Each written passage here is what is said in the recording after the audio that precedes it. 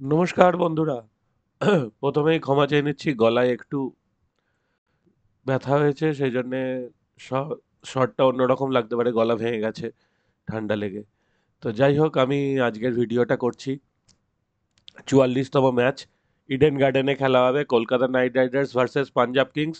তার আগে বলে রাখা ভালো, আর এবং সিএসকে এই বছরের টুর্নামেন্ট থেকে তারা বিতাড়িত হয়েছে। হয়তো অফিসিয়ালি হয়নি, কিন্তু তারা আর কোনোভাবেই 5টা ম্যাচ তাদের বাকি আছে। 5টা ম্যাচে যদি তারা দুজনেও 5টা করে জেতে, তাহলে ম্যাক্সিমাম 14 পয়েন্ট পাবে। আর এখানে অলরেডি 3টে দল 12 পেয়ে বসে আছে, আর আরও 3টে দল 10 পেয়ে বসে আছে।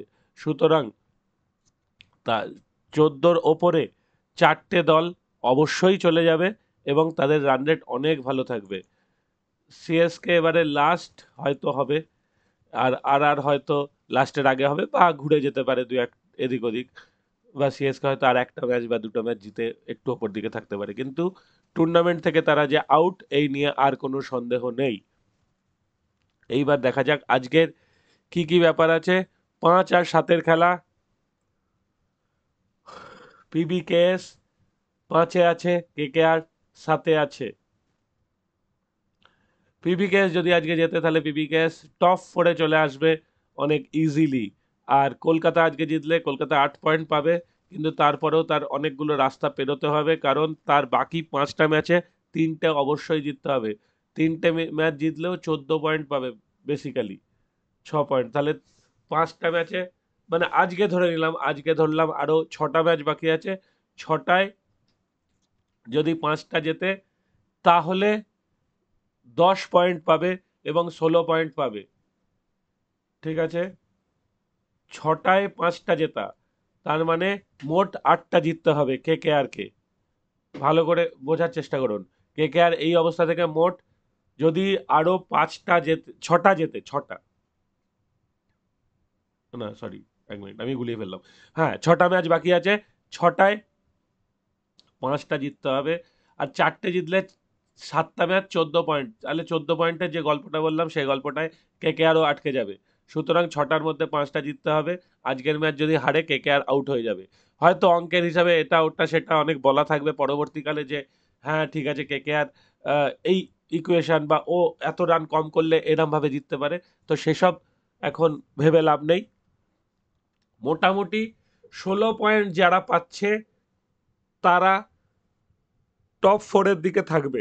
14 পয়েন্ট পর্যন্ত সিকিওর নয় বলেই আমার মনে হচ্ছে এখনো। তো এবছরই প্রথম আইপিএল যেটাই কিন্তু সবাই খাতা খুলেছিল, একদম প্রথম দিকেই প্রথম 3টে ম্যাচের মধ্যে সবাই খাতা খুলেছিল, ইনক্লুডিং এমআই। এবং তারপর সবাই যে যার মতো এগিয়ে গেছে। এখন আমরা 44তম ম্যাচে চলে এসেছি। 44তম ম্যাচ মানে আর ধরে নিন 72টা ম্যাচ আছে, আর 18টা ম্যাচ বাকি আছে, মানে প্রায় শেষ পর্যায়ে চলে এসেছি। সেখান থেকে আর নতুন করে কিছু হবার নেই। শুধুমাত্র টপ 4 যারা হবে সেই সিলেকশনটা বাকি আছে। যারা বাদ যাচ্ছে তারা আস্তে আস্তে তলার দিকেই নামতে থাকছে। এসআরএইচ এর এখনো চান্স আছে, যদি তর্কের খাতিরে আমরা ধরি, তর্কের খাতিরে ধরি এসআরএইচ এর চান্স আছে, তাহলে 5টা ম্যাচে 5টাই জিততে হবে, তাহলে 16 পয়েন্ট পাবে। একটা হারলেও এসআরএইচ টাটা বাই বাই হয়ে যাবে, 14 পয়েন্টে গিয়ে আটকে যাবে। আর দেখুন জিটি, ডিসি, আরসিবি একটা করে জিতলেই 14 পয়েন্ট, তারপর দুটো করে জিতলেই 16 পয়েন্ট। এমআই, পিবিকেএস, এলএসজি দুটো করে জিতলেই 14 পয়েন্ট, 3টে করে জিতলেই 16 পয়েন্ট। তার মানে 6টা টিমের 16 পয়েন্ট পাওয়া কোনো ব্যাপার নয় এখনো যেখানে দাঁড়িয়ে আছে। এই 6টা টিম তো আগেই উঠবে। তলায় যারা আছে তাদের কিন্তু সত্যি সত্যি চাপ আছে। এইবার আজকের খেলার আলোচনা করার আগে প্রথমে আমরা দেখি যে পিচ কি বলছে। পিচ নিয়ে কলকাতার খুব সমস্যা ছিল। কলকাতা বলছে আমরা যে পিচ চাই সেই পিচ পাই না, আর যখন স্পিন দেয় তখন স্পিন করতে পারি না। আমরা ভালো ব্যাট করতে গেলে অন্যরা ভালো বল করে দেয়। এই নিয়ে কলকাতার খুব সমস্যা। যাই হোক, all the condition in Kolkata favouring the chasing team with dew expected their game against GT showed no such sign with Rashid Khan and Sai Kishore finding turn. This game will be played on the same pitch and the team winning the toss could be tempted to bat first. তার মানে এখানে মোটামুটি একটা বড় রানের innings দেখা যেতে পারে। দেখুন, জিটি প্রথমে ব্যাট করে কিন্তু 198 রান করেছিল, কে আর ধারে কাছে পৌঁছতে পারেনি। আজকেও পিবিকেএস যদি প্রথমে ব্যাট করে তাহলে কিন্তু পিবিকেএস 150 না 180-র কাছাকাছি রান করবে, এটাই আমার বিশ্বাস। আর কলকাতা যদি প্রথমে ব্যাট করে, কলকাতারও একটা সুযোগ আছে যে ভালো ব্যাট করার, কিন্তু কলকাতা কি অত ভালো রান করতে পারবে সেটাই দেখার। বরুণ চক্রবর্তী আর সুনীল নারিন ভালো বোলার, কিন্তু এই পিচে খুব একটা কার্যকরী হচ্ছে না। আর আন্দ্রে রাসেল হয়তো একদিন খেলবেন, কবে খেলবেন সেই দিনটার জন্য আমরা সবাই ওয়েস্ট করছি, সেটা আন্দ্রে রাসেলও নিশ্চয়ই ওয়েট করছেন কবে তিনি খেলবেন। আগের দিনের ম্যাচে কলকাতা যা যা ভুল করেছে সেটা বলতে গেলে একটা এপিসোড পুরো শেষ হয়ে যাবে। প্রথম সবচেয়ে বড় ভুল, আংরিক্স রঘুবংশী যে সবচেয়ে টপ ফর্মে থাকা প্লেয়ার তাকে নামাচ্ছে 9 নম্বরে, তাহলে কি হবে রান চেসের সময়? রামানুল্লাহ গুরবাজ ডিককের বদলে খেলছে ঠিকই, কিন্তু আমার মতে ডিকক সবসময় অনেক বড় প্লেয়ার গুরবাজের চেয়ে। গুরবাজ অনেক মারতে পারে, কিন্তু ডিকক এখনো পর্যন্ত ডিককই একটা ম্যাচ কিন্তু কলকাতাকে জিতিয়েছিল সিঙ্গেল হ্যান্ডেডলি। সুতরাং ডিকককে বসানোটা একটা ভুলের মধ্যেই পড়ে। সুনীল নারিন এখন বেসিক্যালি নামে কাটেন, ভাড়ে কাটেন না সুনীল নারিন এবং আন্দ্রে রাসেল বেসিক্যালি। আর ভেঙ্কটেশ আইয়ার কে কেনার জন্য তারা শ্রেয়াস আইয়ারকে ছেড়ে দিয়েছেন। সুতরাং আজকে দুই আইয়ারের সামনের পরীক্ষা। আশা করি শ্রেয়াস আইয়ার তিনি দেখিয়ে দেবেন তিনি কি জাতের প্লেয়ার। তিনি যথেষ্ট ভালো প্লেয়ার, এবং শ্রেয়াস আইয়ার তার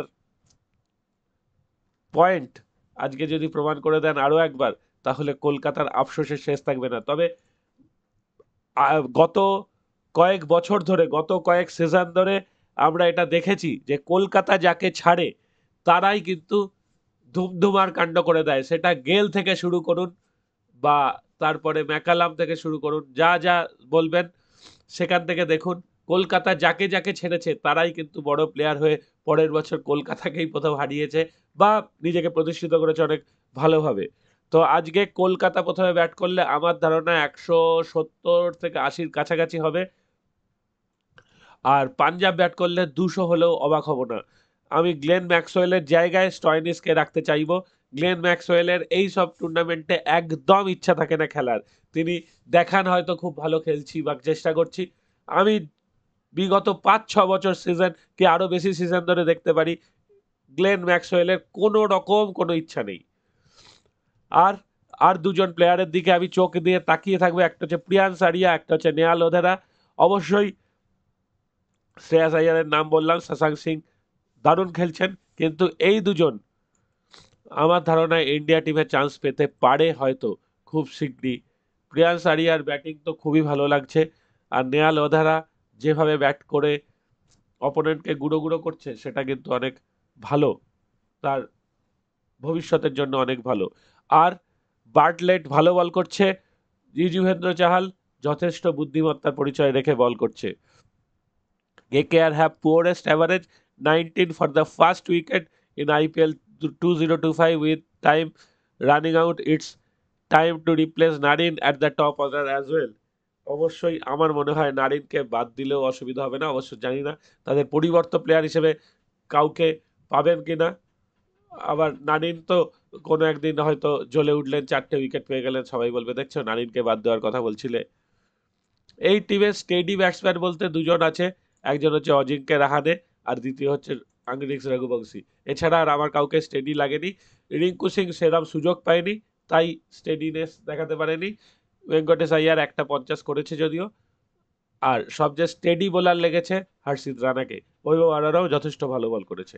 তো আজকে আমি এগিয়ে রাখছি পাঞ্জাবকে, যদি বিশাল অঘটন না ঘটে, যদি কলকাতা 200 রান না করে, তাহলে কিন্তু কলকাতার জেতা আজকে বেশ শক্ত আছে।